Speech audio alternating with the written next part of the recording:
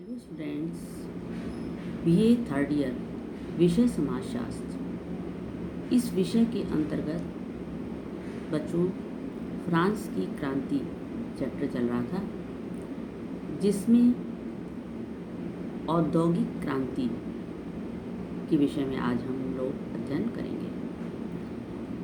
औद्योगिक क्रांति कोई आकस्मिक घटना नहीं थी। इसका धीरे धीरे विकास हुआ, जो अब भी हो रहा है। औद्योगिक क्रांति से तात्पर्य है गृह उद्योग के स्थान पर यंत्र चालित कारखाने, अर्थात पहले घर घर में कुटीर उद्योग धंधे चला करते थे, लेकिन धीरे धीरे इनका स्थान यंत्र चालित कारखानों ने ले लिया और आज वैज्ञानिक युग में दिन प्रतिदिन इस क्षेत्र में बराबर प्रगति हो रही है। सामान्यतः 1770 से 1830 तक इंग्लैंड में औद्योगिक उत्पादन की क्रियाओं में तथा यातायात के तरीकों में जो यांत्रिक आविष्कार हुए, वे सब औद्योगिक क्रांति के अंतर्गत आते हैं, या वे सभी जो थे औद्योगिक क्रांति के ही प्रतीक थे। इंग्लैंड में औद्योगिक क्रांति के क्या कारण थे? जैसे इंग्लैंड में अर्धदास व्यवस्था और श्रेणी व्यवस्था जो थी वो समाप्त हो चुकी थी। इस कारण मजदूर अपने खेतों को छोड़कर कारखानों में काम करने के लिए स्वतंत्र हो गए थे, और साथ ही नेपोलियन की नीतियों और कार्यों ने इंग्लैंड की क्रांति की ओर उन्हें अग्रसर किया।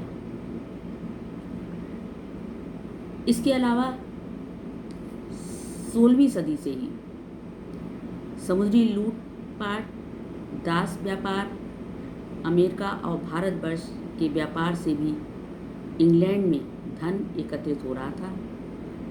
इससे क्रांति का पथ प्रदर्शित हुआ।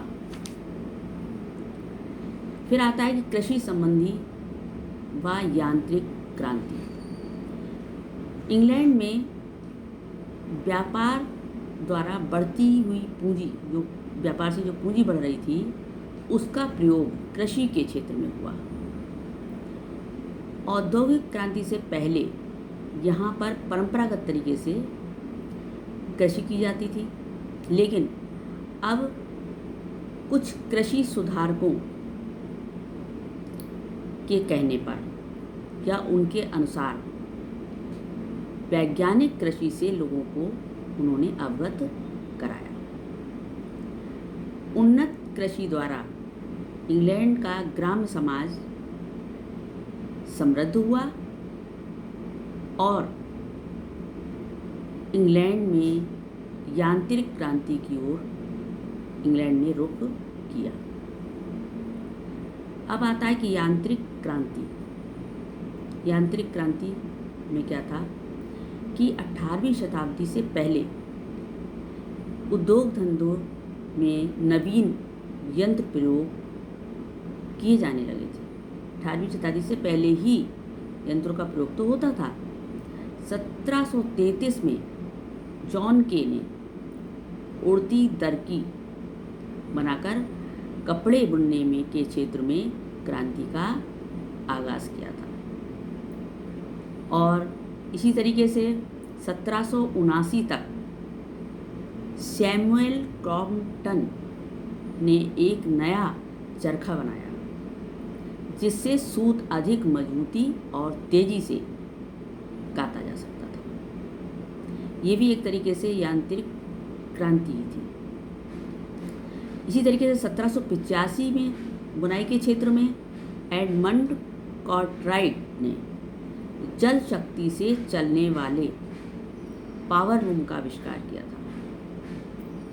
और इसी क्रम में 1764 में जेम्स वाट ने, आप लोगों ने नाम सुना होगा, जेम्स वाट ने भाप शक्ति का इंजन बनाया और जिससे बड़ी बड़ी मशीनों को चलाने में सफलता प्राप्त की।